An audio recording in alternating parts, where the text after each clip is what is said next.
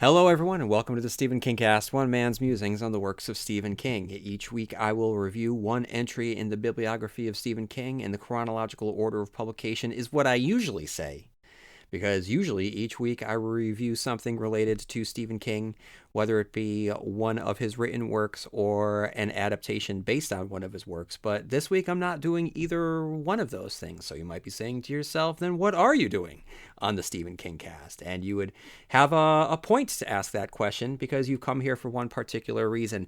But don't be disappointed, because though I am not going to be reviewing one of the books by Stephen King, it is certainly Stephen King related in more ways than one, because today I have the pleasure of being able to talk about not a Stephen King book, but a book by his son Joe Hill. And today we are turning our attention to Joe Hill's masterpiece novel, Horns. Now, I first read Horns when it came out 4 years ago, and it was one of those book experiences where I both couldn't wait to get to the next page and dreaded it at the same time, because each page read was one page closer to the end, and this was a book I didn't want to finish, and I'm very glad to have read it again. It's a solid book. If you haven't read anything by Joe Hill, I strongly suggest that you stop listening to this and go out and get everything that he's published so far, from the collection of short stories 20th Century Ghosts to his first novel, Heart-Shaped Box. Horns was his second novel. He just released Nosferatu. And then for years, he had a comic book, Lock and Key, which is just absolutely magical. The guy is a talent, and what's awesome about him is that he doesn't publish under his father's name, because he wants to make a name for himself without having to rely, on the family name. And he succeeds. He's a solid talent, completely, his own. So I just can't speak highly enough about Joe Hill, and I'm very excited to talk at more depth about Horns. But before I get to the actual analysis, let me read the Wikipedia summary so that I have a basis for my analysis.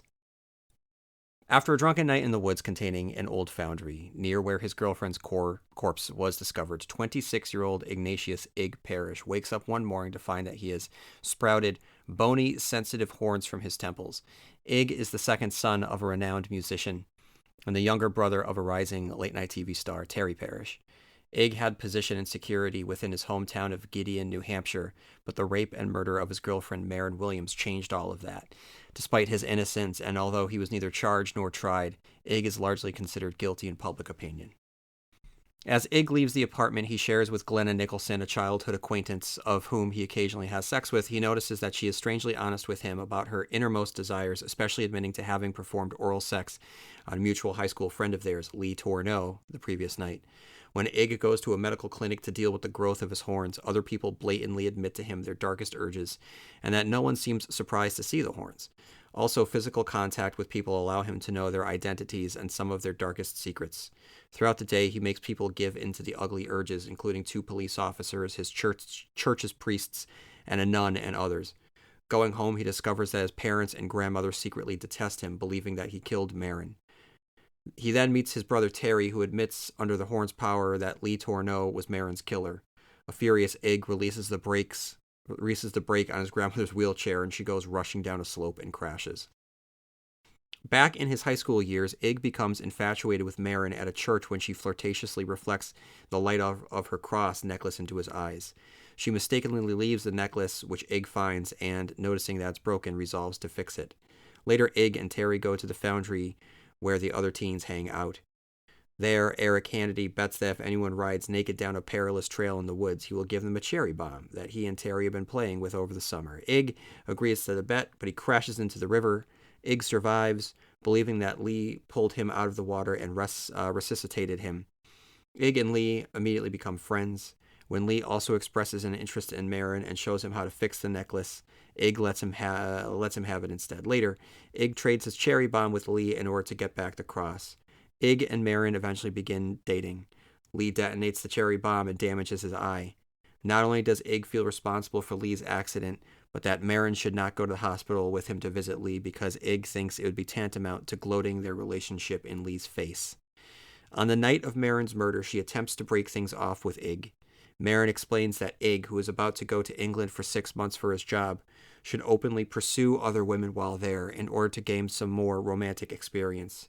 This infuriates Ig, who accuses her of cheating on him. He drives away from the restaurant, leaving her in the rain. He is later arrested at the airport. Back in the present, Ig goes to the congressman's office where Lee works to make him admit that he killed Marin. However, he is unable to manipulate Lee with the horns. He also cannot attack Lee because of the congressman's security team, which includes Eric Hannity. Driving back to the foundry, Ig notices that snakes have started congregating around him. He listens to voicemails left by his friends and family, discovering that they have no memory of interacting with him while under the mysterious influence of his horns. He drives back to his and Glenna's apartment, where he is attacked by Eric, just narrowly escaping. Returning to his parents' home, Ig touches a sleeping Terry's wrist and suddenly sees the events of the night of Marin's murder through his eyes. Terry was riding in Lee's car when they pick up Marin, but is drunk and high and passes out while the actual murder takes place. Later, Lee threatens Terry to keep quiet and 5 months later unsuccessfully attempts suicide. Although Terry begins to wake up, Ig mimics their mother's voice and tells Terry to return to Los Angeles before departing. Ig returns to the foundry where he delivers a drunken speech to the snakes. The following morning, Ig is abruptly assaulted by Lee, and the contact with him enlightens Ig as to just how Lee murdered Marin. Ig removes Marin's cross from Lee's neck, leaving him exposed to the horns' influence. Lee tosses Ig into the latter's AMC Gremlin, douses the car with gasoline, and lights it on fire before it crashes into the river. Ig emerges unharmed but naked, the fire having healed him and made his skin redder. In another flashback, Marin and Ig visit a mysterious treehouse in the woods filled with religious paraphernalia. The two have sex and then pray, when suddenly someone startles them by banging on the door on the floor of the treehouse. They quickly dress as the pounding continues, but when they open the door, no one's there. They are never able to relocate the treehouse and begin to believe they both imagined it, dubbing it the treehouse of the mind. Lee's adult life working for a Christian conservative congressman and his sexual pursuit of Marin is explored. His mother acquired dementia and became weak and confused. Lee uses this as an opportunity to torture her while pretending to be a loving, caring son whenever anyone visits. Ultimately, she dies, and he uses her death as an excuse to become close to Marin. He consistently finds more meaning than is intended from Marin's gestures and choice of words, believing her to be sexually interested in him and knowing that Ig will soon be leaving for abroad, eager to begin an affair with her. In reality, however, she never had any romantic feelings for him. This realization leads him to rape and kill her. Lee also remembers an experience from his childhood in which he impaled himself with a pitchfork while attempting to feed and befriend a stray cat. He undergoes a hallucination in which he perceives things as God would and murders the cat. From this point on, his personality is changed and he has psychopathic thoughts. Back in the present, Ig finds an old skirt and black overcoat to wear in the woods. Taking Marin's cross, he sees Dale Williams, Marin's father, among a small crowd that is formed near the burnt car. Dale, against his will, gives Ig a ride to the Williams house, and the two discuss their conflicts and the death of Regan Williams, Marin's older sister, from breast cancer long before Ig and Marin ever met. Exploring the attic, Ig finds a group of papers written in Morse code and a mammogram that reveals that Marin too had breast cancer. Returning to the foundry, Ig deciphers the Morse code in which Marin, knowing that she will die from breast cancer, encourages him to find another romantic partner. She decides to break up with him and die on her own and spare him the pain. Glenna arrives looking for Ig, whom he convinces to lead a more fulfilling life. He uses her cell phone to call Lee, mimicking Glenna's voice, persuades him to drive to the foundry where Ig hopes to ambush and kill him. Terry unexpectedly arrives at the foundry as Ig begs him to leave. Terry confesses that he has quit his job and will not abandon Ig. Lee arrives with Eric as backup, armed with guns and aware of Ig's trap, having talked to the real Glenna. Ig and Eric struggle for a time before Lee shoots Eric, hoping that it will look as though Ig and Eric killed each other without Lee's involvement. Lee then beats Ig with an empty shotgun until Terry reappears, blasting his trumpet into Lee's ear. With the distraction, Ig finally slams his horns into Lee's body. He then telepathically convinces a snake to slide down Lee's throat, causing him to suffocate. As Terry goes to use Glenna's phone to call emergency services, he is bitten by a venomous snake that Ig had placed there to attack Lee. Ig lights himself on fire to heal his body. As it happens, his memories from the night before he got his horns return. In his inebriated state, he miraculously came across the elusive treehouse of the mind while knocking on the trap door, discovered that he was the one the younger versions of himself and Marin had heard knocking on the door all along. After climbing inside, he set it on fire in a drunken rage. The house, resonating with his need to kill the person who murdered Marin, gave him his powers and caused him to become devil-like. Back in the present time, Ig tells Terry that he needs to lie about what has happened and influences his mind.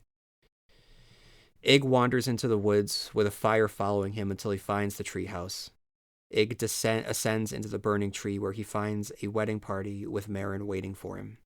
Sometime later, Terry is recuperating from his snake bite, believing that Eric and Lee killed Ig by burning him in his car, and that the two then tortured Terry with a venomous snake before they killed each other. Although the detective doubts that the story is true, Terry is the only living witness. Terry meets with Glenna in the woods, who states that she's moving to New York City. As the two begin to leave, Terry believes that he can hear the faint sound of a trumpet. So what I'm going to do now, I'm going to break it down section by section, starting with the first section, Hell. Now, I really want to talk about the introduction here because everything about it is noteworthy. That tells you everything that you need to know. A character has grown horns after getting drunk. There's an absurdity. That's how it's written. That puts it outside the realm of straight-laced horror. The tone is actually light and breezy. Hill places us firmly in the perspective of the character Ig, even if it's not a first person. It's he's able to recreate that sensation of a greasy sickness, of the hangover, and the confusion from the horns as Ig and the reader try to make sense of the two, as if the drinking caused the horns to appear, or if there was a connection between the two, which, if you think about it, is ridiculous in all the right ways. If it were 100% horror, the author would have built up to this moment and would have spent pages and pages detailing the terror and dread of the horns' appearance. With Hill, however, it's less about the arrival of the horns and more of what is the character going to do now that the horns are here. And as a character, we know that he's developed horns when he was drunk, and he's a type of man who gets that drunk, but Hill doesn't dwell on it or make it seem like it's a problem. It isn't heavy or even suggests alcoholism. It, like much of his writing, is both so similar and yet so fundamentally different from his father. In order to contrast the two, all you need to do is read Dr. Sleep, where King writes hundreds and hundreds of pages on Danny's struggle with alcoholism and presents a scene in which Danny wakes up with a horrible hangover after a heavy night of drinking. It's similar in the fact that both authors are able to capture that yellow-tinged sensation of a bad hangover, but King's focus is on the importance of drinking and what it means to the character, whereas in Hill's hands, the drinking is an extension of the character and serves to tell us about him. We learn more about the motivations of his night of drinking in Chapter 2, where Hill begins to reveal pieces of a picture that won't fully be assembled until the end of the novel. There was a girl named Marin. Marin died. Marin and Ig were a couple. Ig is dating someone else, someone whose mere presence causes him great guilt within him, as if he's cheating on Marin.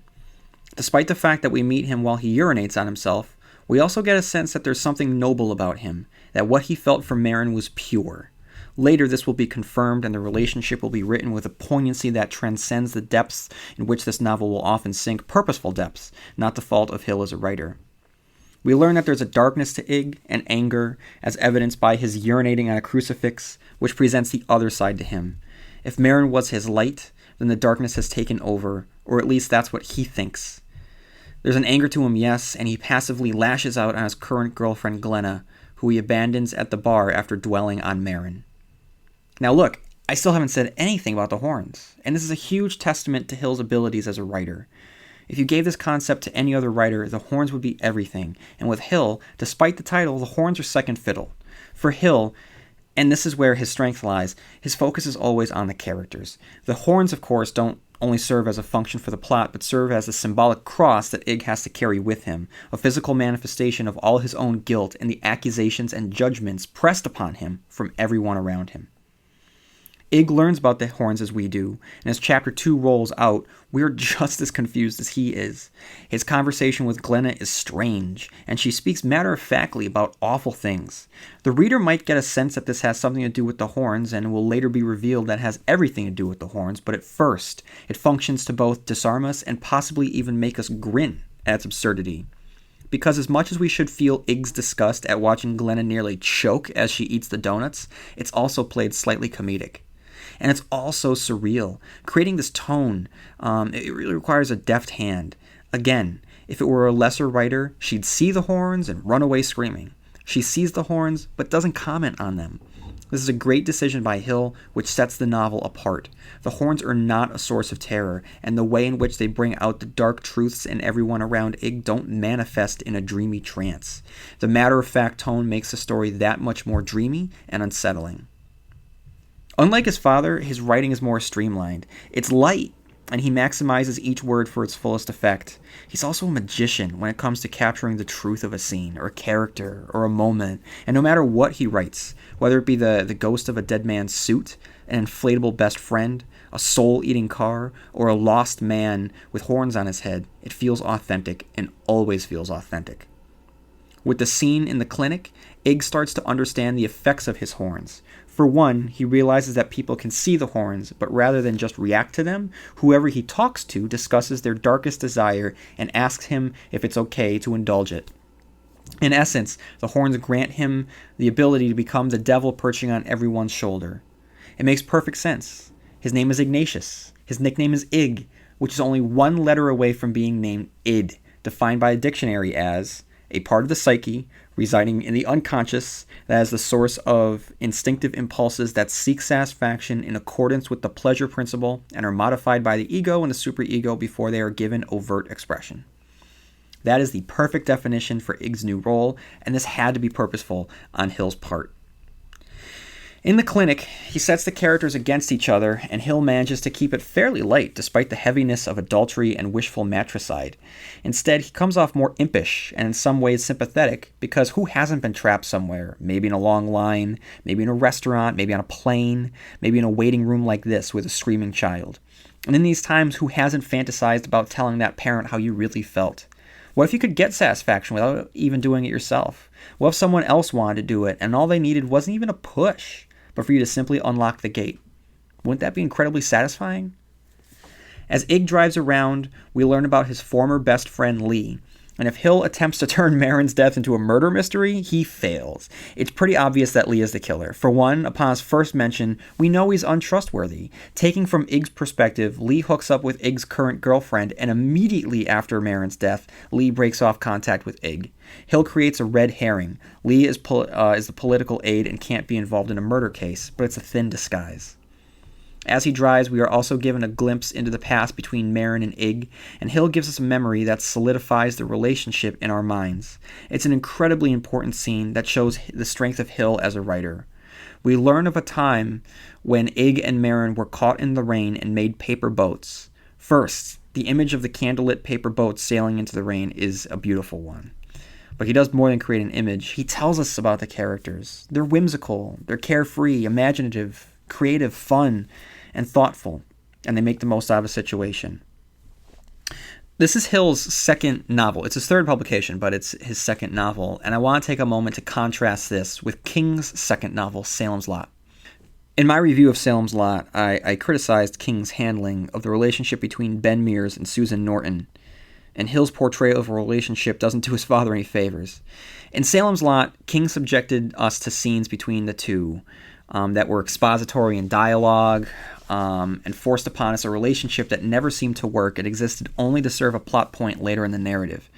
Here, however, Hill shows that he knows how to create a believable relationship, and does so rather than detailing conversations, but instead by recreating sensations of familiar emotions that we, the reader, can relate to. So when Ig reflects upon a memory, it feels like our memory, like we were in that relationship, and it takes on the mythological aspects the author wants it to in our hearts and minds. It's important that Hill dwells on this scene, because if we don't fall in love with Marin, the novel fails, and scenes like this show us, rather than tell us, why Ig had fallen in love with her. Not only does this memory of the paper boats serve the tone, scene, and characters, it also serves as a haunting omen for things to come. Hill writes, Ig found a stained 2-day-old newspaper, and when they got bored of not really reading it, Marin said they should do something inspiring with it, something that would lift the spirits of everyone everywhere who looked out on the river in the rain. They sprinted up the hill through the drizzle to buy birthday candles at the 7-Eleven, and then they ran back. Marin showed him how to make boats out of the pages of the newspapers, and they lit the candles and put them in and set them off one by one into the rain and gathering twilight, a long chain of little flames gliding serenely through the waterlogged darkness. Together we are inspiring, she said to him, her cold lips so close to his earlobe that it made him shiver, her breath all clams. She trembled continuously, struggling with a laughing fit. Marin Williams and Iggy Parrish, making the world a better, more wonderful place, one paper ship at a time. She either didn't notice or pretended not to see the boats filling with rain and sinking less than 100 yards offshore, their candles in them winking out. Looking for an escape? Try Ghosts in the Burbs, a podcast that began as a collection of stories about the people of Wellesley, Massachusetts, and the ghosts and monsters who haunt them, and expanded to include cozy scares in other suburban settings. Ghosts in the Burbs is written by me, Liz Sauer. These stories include no gore, no extreme horror, and no ads, ever. Just cozy, creepy escape. Find Ghosts in the Burbs wherever you listen to podcasts. Let's be honest. Buying cannabis shouldn't be complicated, sketchy, or low quality. That's why I want to tell you about Mood.com. That's MOOD.com. Mood ships federally legal cannabis straight to your door. No medical card, no hassle. And here's the kicker. The quality is better than anything you'll find at your local dispensary. Yeah, I said it. Whether you're into edibles, concentrates, flower, or just looking to explore, you'll find it all at Mood. And it's not just the variety that makes them stand out. Every product is sourced from small, American-owned family farms that care deeply about what they grow. It's cannabis you can trust, delivered discreetly, and ready to elevate your mood. And because you're a listener, you get 20% off your first order. Just head to mood.com, that's MOOD.com, to get started. It's a beautiful moment, certainly, but the moment, like Marin herself, is not meant to last. So, like I said, it serves completely so many things at once. It just shows us everything that we need to know about Marin. I kind of fall in love with her from a scene like this. And it tells the importance of the relationship. It just creates this beautiful memory for us. It makes me feel like we were there, but at the same time, like I said, it foreshadows, she's like the paper boats. Beautiful for a moment, but not meant to last. Within the same scene, Hill teases us the treehouse of the mind, referring to it as a shared hallucination, and immediately switches Ig's train of thought, thereby dangling a mystery in front of us, forcing us to press our noses even closer to the page. Hill never forgets to acknowledge the same thoughts that we would have if we were in this situation. It makes Ig continuously relatable, even when he continues to undergo his transformation. He immediately goes to the doctor, and when that doesn't work, he goes to the church, thinking that an exorcism would cure him, that a priest might be immune from the effect of his horns. And for someone raised in the 20th century with movies like The Exorcist and The Omen, he wonders if he can even enter the church, and imagines burning up or being repelled backwards. It's a very natural thought to have in a very unnatural situation. Despite the fact that Hill keeps Ig relatable, he doesn't hesitate to bring him to dark places. When Ig hears the awful thoughts of those around him, and upon seeing the dark secrets through physical contact, he lives up to the devilish nature characterized by the horns on his head, encouraging a lack of faith within the nun, confirming that she's wasted her life, trying to get the priest to hang himself, and probably the funniest moment of black comedy, he pushes his 80-year-old grandmother down the hill. The first section of the novel comes to a conclusion with Ig's return to his parents' house, interacting with each of his family members one after the other, telling him worst things about how they feel about him. And then Terry, his brother, reveals the worst truth of all, that Lee had murdered Marin, and Hill places us firmly in Ig's shoes when the reveal comes. The scene doesn't build up to a crescendo. It happens quickly, unexpectedly, and we are just as shocked as Ig is, even if the reveal itself isn't shocking. Not only does it conclude with the reveal with the horns pushing through the skin, but it's followed immediately by Ig pushing his grandmother down the hill. and we notice that a number of snakes are beginning to follow him, which implies that his devilish nature is starting to grow stronger. And we move on to section 2, Cherry. So let's talk a little bit about the section title itself. So from a sexual standpoint, cherry represents a forbidden fruit of sorts, keeping the reference firmly in line with the devilish imagery that are found throughout the text. Now, the growing darkness established in the previous scene is abolished here in a flashback to Marin and Ig's first meeting, which takes place naturally in a church. The scene is light and humorous, and this is how you write humor in a novel. I say this because I tend to criticize Stephen King for his handling of humor, which is often one character reacting to a joke from another character by throwing their head back and roaring with laughter, as if we were supposed to do the same. Here, Hill writes the scene in a way feels appropriate, taking place on a sitcom, and I say that positively, with the friendly father giving his son advice while sharing his son's sensation of imprisonment while in church. Terry harasses Ig, their mother slaps him upside the head. It's filled with quick dialogue, the smallest of conflicts, figure out if the girl is signaling to him but trying to keep quiet in the church, but a conflict enough to keep the conversation moving along. And we're able to laugh with the characters, at the situation, and it just doesn't feel forced. So this section is the origin of not just Marin and Ig, but the origin of Ig, Marin, and Lee. In fact, I'm going to make the argument that this section of the novel is Lee's story, whereas the first chapter was Ig's story. Hill establishes that the rivalry between the two, even if the rivalry is only one-sided. We see that Lee attempts to impress Marin at the church, but she isn't interested. Then later at the foundry, Ig unknowingly one-ups Lee by rolling down the hill naked in a shopping carriage when he couldn't do it himself. He's even put in his place by Terry, and Glenna, Lee's date, is now visibly unattracted to him. Ig rides down the hill and is knocked unconscious. During his unconsciousness, we are given a scene to suggest that perhaps he died while in the water, and that with this death, perhaps something occurred that would later explain the horns. What that is, I can't say, but Hill makes the point that something happened to him while he was underwater, and eerily enough, it occurs in the beginning of chapter 13. On page 79, Hill writes, "What he remembered was everything dark and roaring noise and a whirling sense of motion. He was poured forth into a thunderous torrent of souls, ejected from the earth and any sense of order, and into this other, older chaos. He was in horror of it, appalled by the thought that this might be what waited after death. He felt like he was being swept away, not just from his life, but from God, the idea of God, or hope, or reason, the idea that things made sense, that cause followed effect, and it ought not to be like this, Ig felt. Death ought to not be like this, even for sinners." He struggled in that furious current of noise and nothing. The blackness seemed to shatter and peel away to show a muddy glimpse of sky, but then closed back over him. What he also presents is a mystery surrounding his resurrection. Ig assumes that Lee has fished him out and saved his life, but to the reader, Lee is clearly confused. If someone had saved Ig, it wasn't Lee. If not, who? Let's be honest. Buying cannabis shouldn't be complicated, sketchy, or low quality. That's why I want to tell you about Mood.com. That's MOOD.com. Mood ships federally legal cannabis straight to your door. No medical card, no hassle. And here's the kicker. The quality is better than anything you'll find at your local dispensary. Yeah, I said it. Whether you're into edibles, concentrates, flower, or just looking to explore, you'll find it all at Mood. And it's not just the variety that makes them stand out. Every product is sourced from small, American-owned family farms that care deeply about what they grow. It's cannabis you can trust, delivered discreetly, and ready to elevate your mood. And because you're a listener, you get 20% off your first order.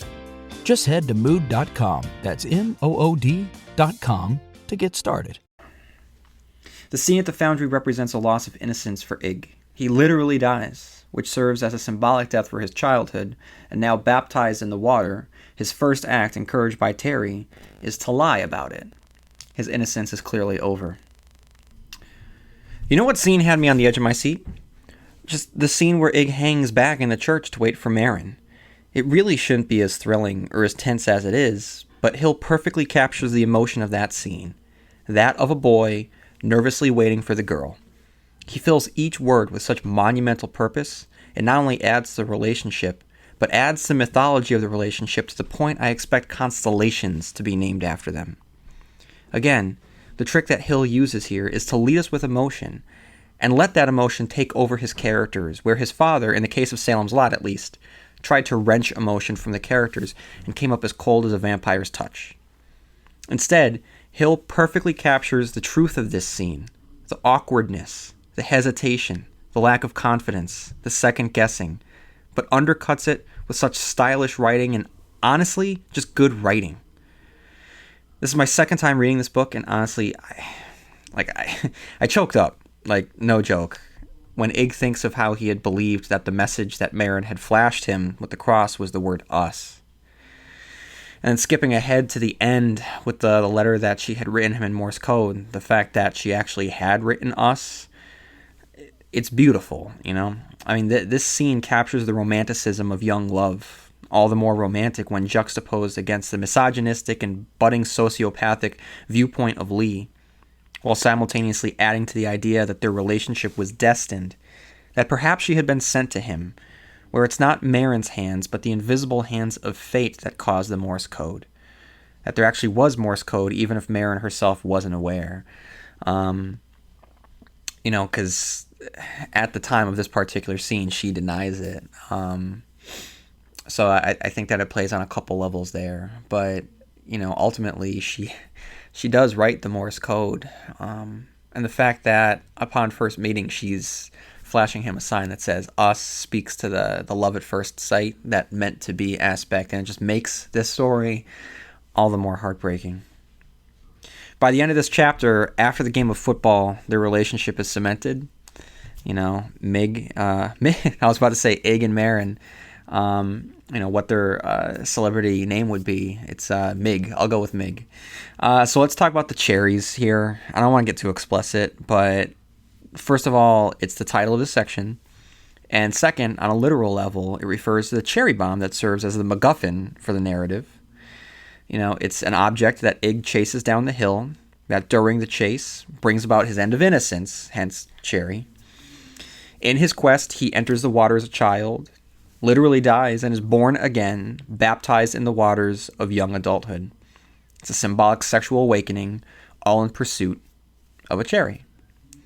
The topic of forbidden fruit is discussed between Lee and Ig, where Ig explains that the fruit that Eve had taken from the tree didn't have to be an apple and could have been a cherry, which for all intents and purposes, in Hill's viewpoint, he's saying that for the purposes of this book, he considers the cherry to be the oft-spoken forbidden fruit. In the grocery store, it should come as no surprise to find that Ig runs into Maren as she buys, you guessed it, cherries. We aren't meant to read that Maren is forbidden, but to illustrate the temptation that also comes from the symbolism of forbidden fruit. And of course, she will guide Ig through the rest of his journey towards adulthood. Now, look, this isn't to say that Hill handles all of this deftly. There are times that he just clubs it over our heads. In this case, the fact that Maren and Ig eat the shoplifted, i.e. forbidden cherries together, and he keeps the pits in his pockets until he has a quote-unquote sweet-smelling wet lump in his jeans. It's tax time, y'all. If you want to file free, this next one's for you. Now taxes is so free. Tax-free edition only. Roughly 37% of filers qualify. Simple form 1040 returns only. How this is taxes. Love that jam. Up next, commercials.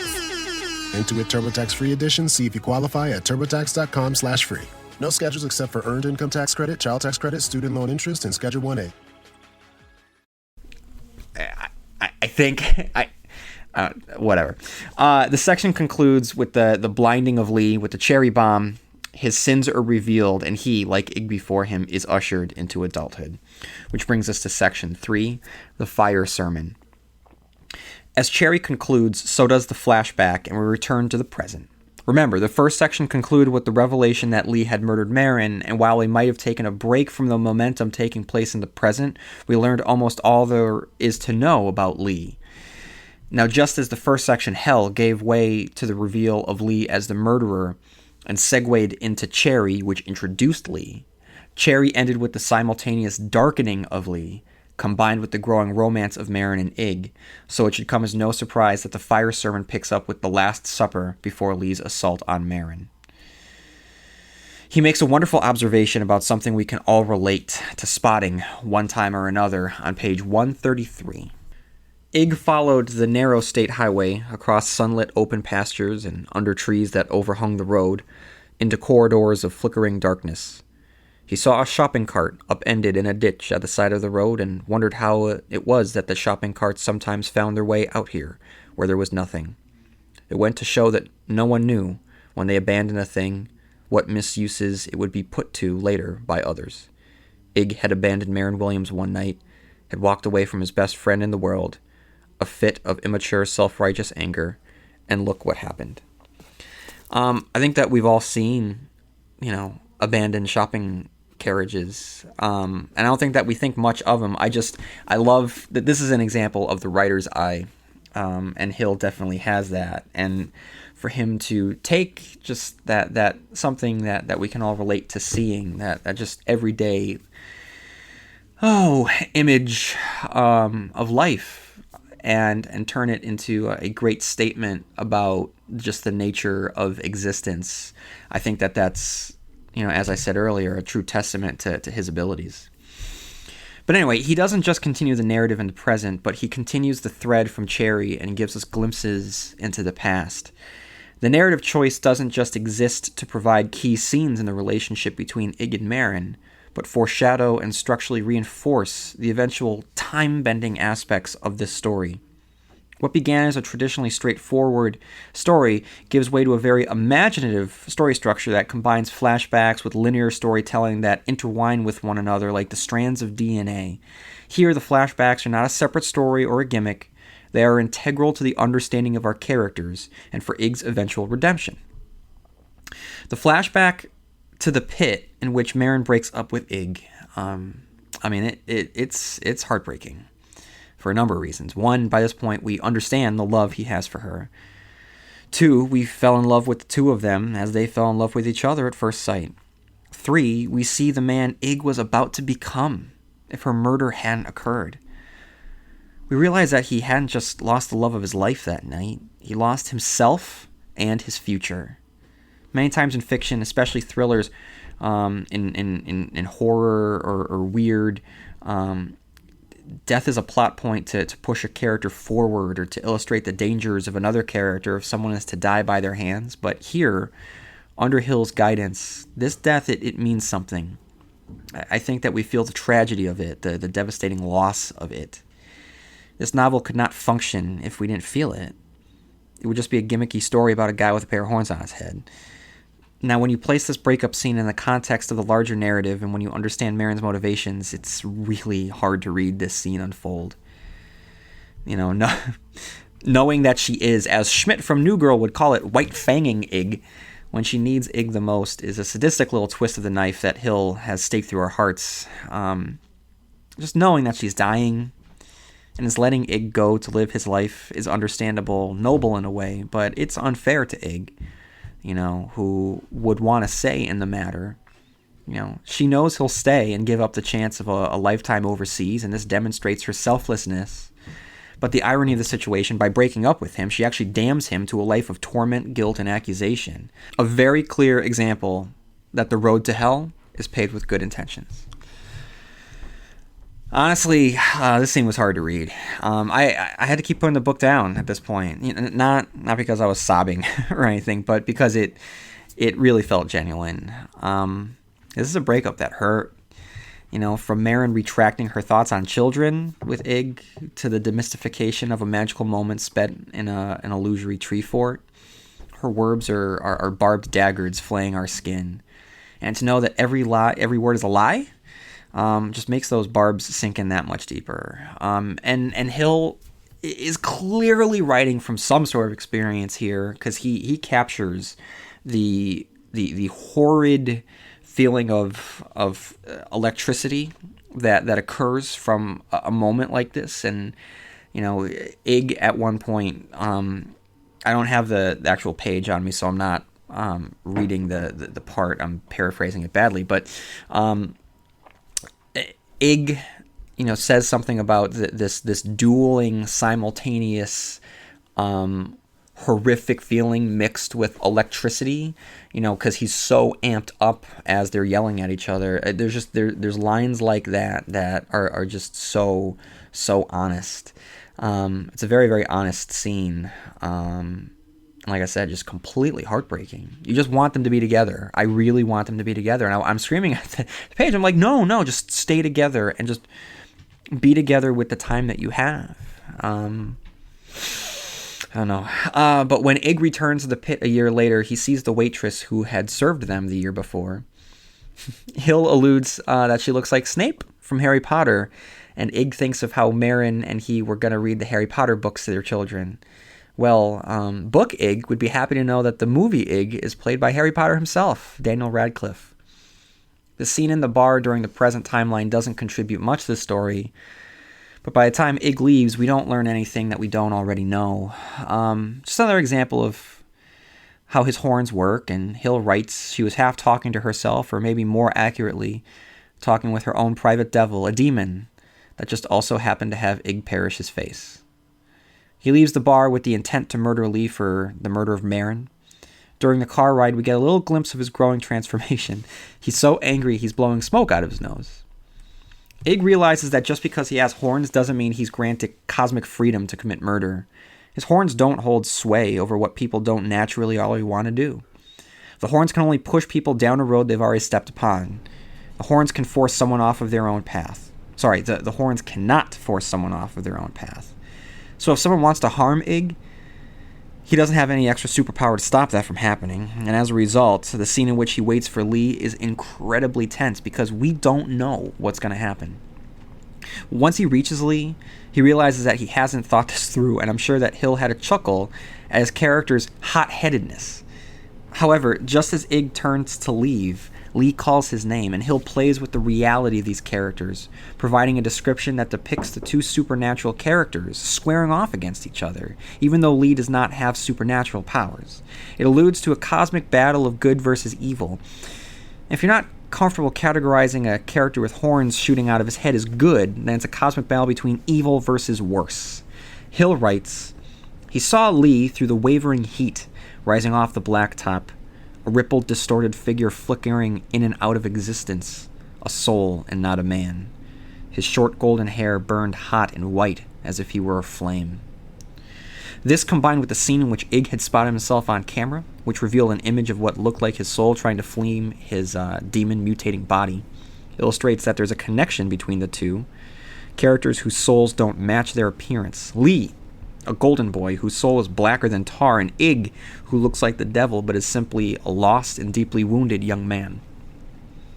This scene throws a wrench in Ig's plans and reveals that the kryptonite to his horn's superpowers is Lee himself. During their confrontation, Ig realizes that his powers aren't working on Lee, and we get a great description of our novel's true monster, of his disfigured eye. For a moment, the right eye was shot, and he was staring at Ig through the damaged eye. The eye shot through with those spokes of white, and for the first time, Ig understood what was so terrible about that eye, what had always been so terrible about it. It wasn't that it was dead. It was just occupied with other matters, as if there were two Lees. The first was a man who had been Ig's friend for more than a decade, a man who could admit to children he was a sinner who donated blood to the Red Cross 3 times a year. The second was a person who gazed out at the world around him with all the empathy of a trout. And at page 166, our external conflict manifests itself. The battle between Ig and Lee, who admits to the murder without an ounce of remorse. Ig says, "I want to see you die hopeless and scared in the dirt, just like she did." Lee smiled as if he had been offered a compliment. "Do it," he said. "Come on and do it." The frightening thing in this exchange is the horrible confession from Lee, actually telling Ig that Marin had enjoyed the murder. While we certainly believe that this is the talk of a crazy man, a sociopath, we're still left with the question of whether or not there's a little bit of truth to the exchange, specifically that Marin had wanted to leave Ig for Lee. Upon rereading, it's clearly not the case, but at this point during one's first reading of the text, we still don't know who Marin had been talking to, and our guts are churning at the thought that it was Lee. It's not the only mystery that Hill presents. Of course, the larger mystery here is how Lee manages to block Ig's powers. Ig wonders if it's the cross around Lee's neck, the same cross that had belonged to Marin. With this thought, Hill plays up the constant reversal that the story is built upon. Our hero, a devil, cannot exact justice because the true monster is protected by the power of God. Furthermore, the inclusion of the cross invokes the spirit of Marin, who is now trapped in the clutches of Lee and needs to be freed by Ig. Ig returns to the Foundry, a black castle for a dark king, a physical location for a very real hell on Earth, the spot where Marin was murdered, and where Ig's transformation began. Of course, the location stands in stark contrast to the heavenly tree fort of the mind, which is all things good where the Foundry is all things corrupt. In the Foundry, Ig spots graffiti all over the walls and gives an example of his bullet-like profundity on page 171. 30 years of overlapping graffiti covered the walls. The individual messages were mostly incoherent, but then perhaps the individual messages were of no importance. It seemed to Ig that all such messages were the same at heart. I am, I was, I want to be. And that to me, again, like the shopping carriage scene, like, to be able to look at graffiti and boil down the essence, the essence of the graffiti into just the purpose behind it, that it's just someone saying, hey, here I am, and I want to be something, and I guess the way that I'm going to do it is just by spray painting on these walls. Make no mistake, he's a very, very good writer. I'm very much in awe. When I read Joe Hill, I have to stop every now and then and just take in what I'm reading, in a way that I don't with Stephen King. I mean, with Stephen King, I'm slowing myself down for the Kingcast, for the reread, because I have to stop. I have to take notes. But if I didn't have to take notes, and when Revival comes out in October, it's going to be a different experience for me, because I'm going to read it for the Kingcast. So I will be stopping. I'll be taking notes. But if I didn't have the Kingcast and Revival was coming out, I would just read it and I would blow through it, because King just hooks you in, and he just constantly forces you to go to the next page and the next page, and you can just steamroll through it. But for Hill, he just makes me stop every page or so and just really absorb what I had just read, and he makes me marvel at his metaphors and his imagery and his symbolism, and like I mentioned, his ability to craft a tone. And this novel is just, there's such a metaphysical existentialism to it. I've read it twice now. I can tell you it's about a guy with horns, but it's not about a guy with horns. But I can't really tell you what it is about. It's about young love. It's about accepting the future. It's about those around us. It's about letting go. It's about a lot of things. It's really not about a guy with horns. Anyway, I'm kind of getting off of the track here. I want to get back on. So while in the Foundry, Ig finally confronts the growing number of snakes who have begun following him. In the hands of a lesser writer, he would have simply just complete control of the creatures, but Hill doesn't go the traditional route. Rather than having the godly power of ultimate control over the snakes function more like fans of his at times, disgruntled employees at others, but still always wild animals. In fact, our Lord of the Underworld here is bitten by one, showing us that he's still human, that the snakes are still snakes, and this transformation won't be as simple as you might think that it will be. Now, I talked a little of the mysteries that Hill had woven into the story so far. Another one that rears its head is the question of what happened to Ig the night before. He doesn't dwell on it very long, and as Ig checks his cell phone, we hear from the various characters that Ig has encountered throughout the day, each one not remembering the conversations that had taken place. The messages are not accusatory, loaded with guilt or the shame that had been present during the horn confession earlier, which raises the question of the effect of the horns. One question that isn't explicitly raised, but is there nonetheless, is whether or not the horns reveal someone's darkest thoughts or their secret truthful thoughts. If these are the thoughts that everyone truly feels, then the novel in which Ig exists is populated by some truly awful people. But if the thoughts are just dark thoughts that are pulled to the forefront of someone's consciousness by the magnets that are the horns, then what Ig perceives isn't really necessarily true. I mean, anyone can think of something. If If I lived in that town, the possibility of Ig as the murderer would have certainly flowed through my mind, even if I didn't make up my mind at a later point, even a second later. Just because someone thinks doesn't mean that they feel it.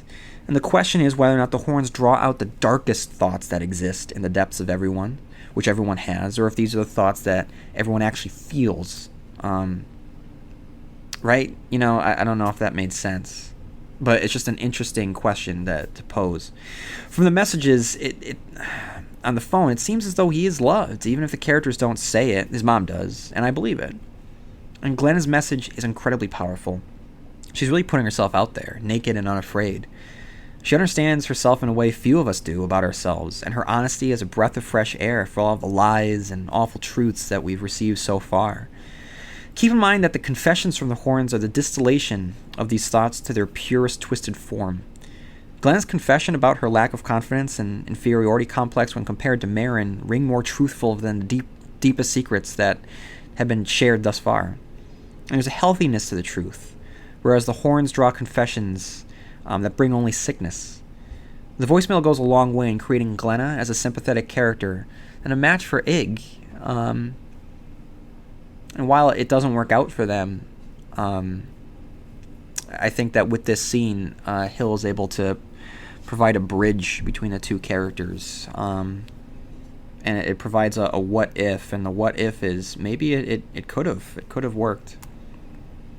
One way of looking at it is whether or not the healthy truth can arise after the dark truths are brought out by the horns, that the horns really aren't that bad, and that good can come from this. And this question, if the horns can bring goodness, is true, then it suggests redemption for Ig, our devil. When Ig awakens, it's a hard one to say, we see that he hasn't lost his humanity. In fact, Hill goes out of his way to show his heroics. He hears someone in distress and leaps to his feet to save the day.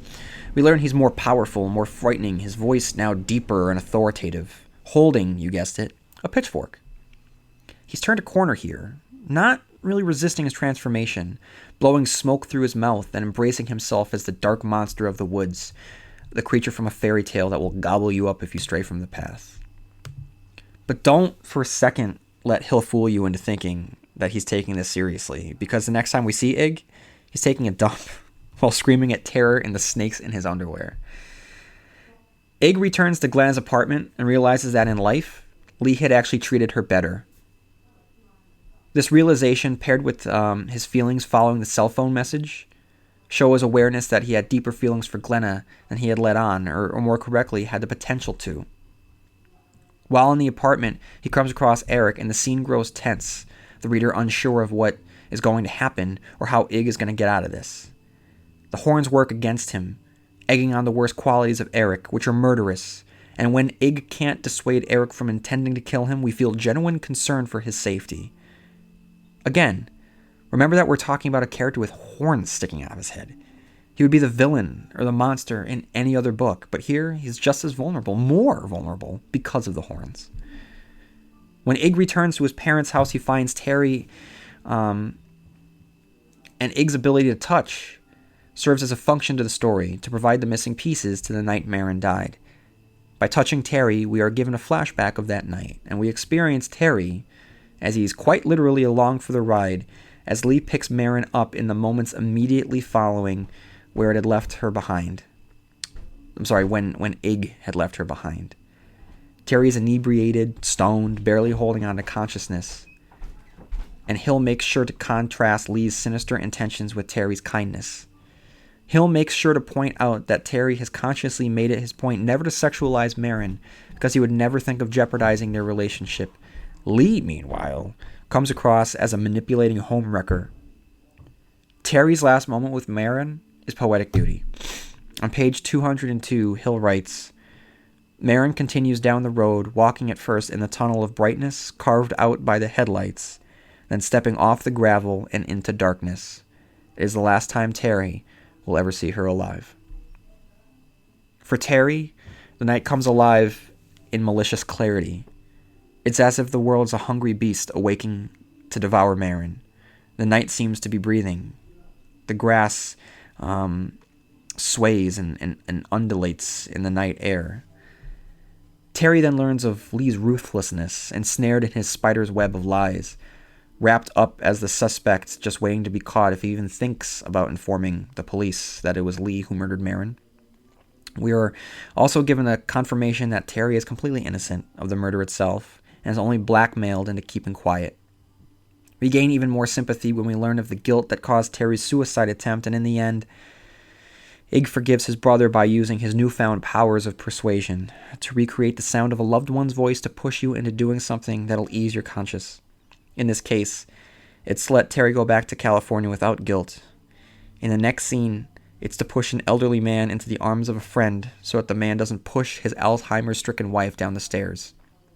It reveals the kindness to Ig, despite his horns and manipulation of events, and also reveals the complexities to life. Ig returns to the Foundry. Pages 216 to 219 of the edition I'm reading, it's the first edition hardcover. It contains one of the clunkier sections of the novel so far, a very forced scene in which Ig both drunkenly and eloquently delivers a sermon to his congregation of snakes. The topic is on the relationship between man, God, and the devil and women, and for a novel that is steeped in authenticity, this rings very false to me. It seems as though Hill liked the image of the devil presiding over a lonely pulpit whose parishioners are serpents, and there are very nice concepts sprinkled throughout the speech. It's very well written, but the entire time I was reading it, I was asking, why? What's the point of this? Would Ig really say these things? Yeah, I get it. He's drunk, but would he really do this? Not that the act is heinous. I'm not saying that's abhorrent. I just don't think that anyone would do this. It feels very much the hand of the writer in a novel that otherwise felt very organic. But thankfully, it doesn't take long because Lee arrives, brutally assaulting Ig while channeling his inner Bond villain, monologuing the entire time, revealing that he's been a supervillain. And I'm being serious. This guy is just evil. In the scuffle, Marin's cross goes flying, and Lee is suddenly vulnerable to the horns, which proves that what we had suspected earlier. Not that does Ig any good. Oof, with a shattered jaw, and Lee sets him on fire. Ig attempts to steer the burning gremlin into the water, symbolically returning to the spot where he'd been baptized, died, born again, and lost his innocence. Here, he's baptized by fire and is about to be born again. The fire has purified him and has made him whole. Hill writes, his skin felt stretched tight across muscles and bone, felt clean. He had never felt cleaner. This was how baptism was supposed to feel, he thought. The banks were crowded with oaks, and their broad leaves fluttered and waved against a sky of precious and impossible blue, their edges shining with a golden green light. Here, Hill juxtaposes the image of the devil with descriptions of heaven, symbolizing that despite his appearance, there's still hope for him, and there's still good in him. With the full transformation into a devil complete, along with the emergence from the river into a beautiful sunny day, it makes for the perfect segue for the reveal of the treehouse of the mind that had been hinted at so heavily. The treehouse, a symbol heaven that is built into one of the trees that surrounds Ig as he rises from the river. The treehouse of the mind takes the novel down a dreamy metaphysical path that's hard to make sense of, but feels right. Is the place a palace created by them? Is it made for them? Is it a trap? Is it heaven? Is it a gift from hell? Is it all these things? Is it none of these things? You could answer yes to every single question and be correct. It's a scene that shifts from beautiful to frightening as the trapdoor is attacked by someone below. Of course, we later learn that the attacker is Ig, trying to climb back into the heaven that he's not allowed to return to. All right, everyone. This is the end of this particular chapter of the podcast episode. It's not the end of the episode. It's just that the file was so long, I had to split it into two parts. Sorry, that background noise you hear are my two little Cujos fighting with one another. Anyway, so all you have to do is just go right on to the next episode to continue the next section, the Fixer, and after that I'll get into deeper analysis. So I hope you've enjoyed it so far, and keep on listening to see what I have to say next.